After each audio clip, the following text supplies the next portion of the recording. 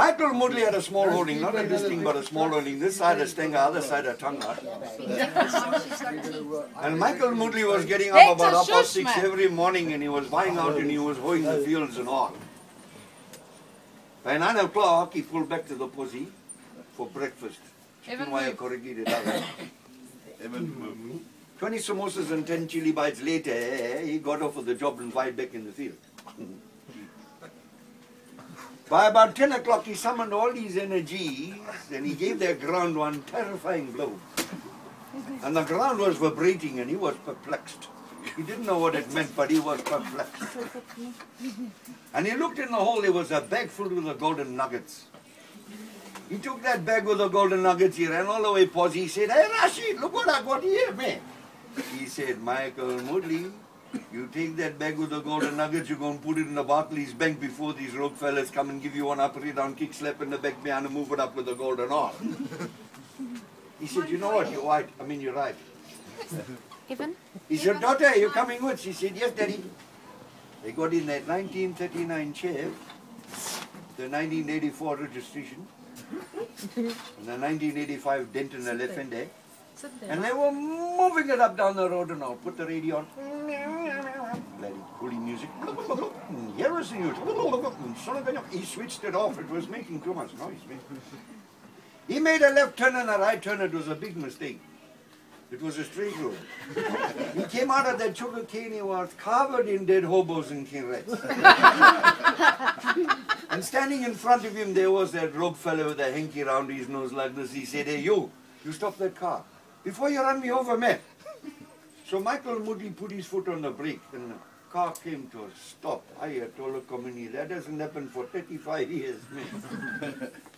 That rogue fella ran around the side of the car, put the gun right up his nose. Wasn't easy. He said, "Now you get your ass out of the car." I said, "Hey, what about the rest of my body?" He said, "No, fuck around me, get up." So Michael Moodley got out and he sat on the pavement and he was crying and the tears were walking down his face.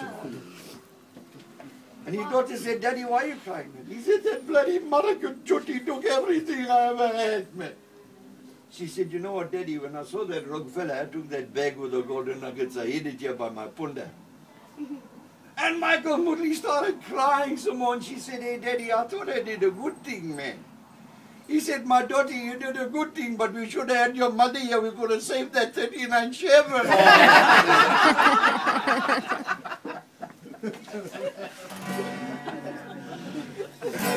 Anyway, as a result of that, Joe Parker and I wrote this song. Shit, must have been 1973. It goes something like this.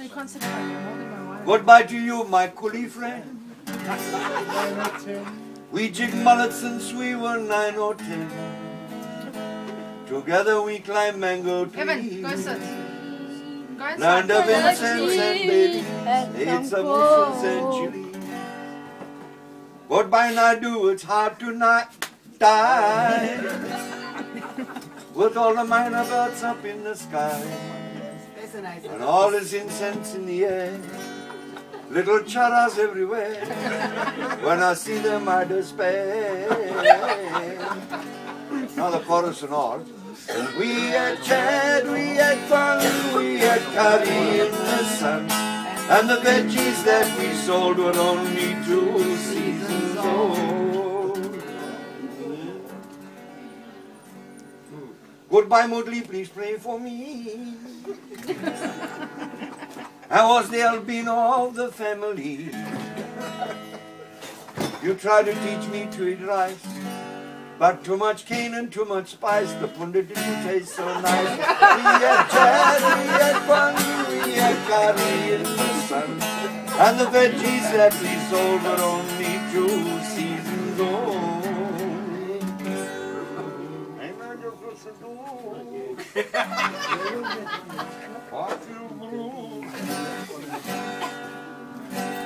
Goodbye, Mary, my little one.